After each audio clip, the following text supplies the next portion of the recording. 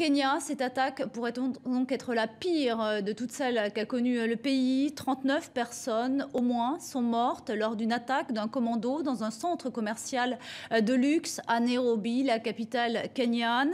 Les Shebabs somaliens, un groupe islamiste lié à Al-Qaïda, revendiquent cette attaque.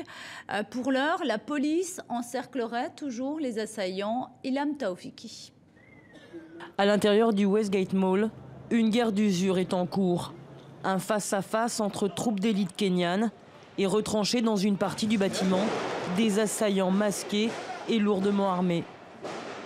Selon les autorités, ils seraient pris en étau dans l'un des étages du centre commercial. L'un d'entre eux aurait été blessé et arrêté.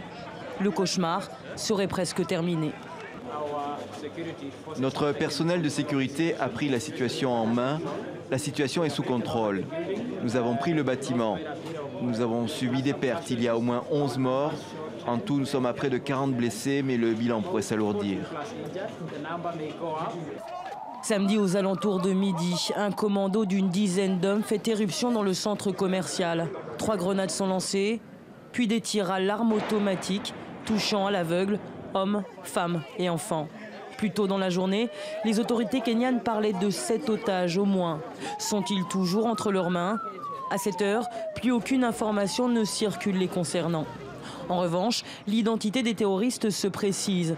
Les Shebabs somaliens ont revendiqué l'attaque sur leur compte Twitter. Les autorités, quant à elles, préfèrent rester prudentes. Nous essayons encore de savoir qui a mené cette attaque. Nous ne voulons pas spéculer pour le moment. Des témoins ont confié que les assaillants s'exprimaient en arabe ou en somali, confirmant la piste des Shebabs somaliens. Les Shebabs qui avaient déjà menacé à plusieurs reprises le régime de Nairobi pour son soutien au gouvernement de Mogadiscio. En outre, des sociétés de sécurité privée avaient déjà mis en garde.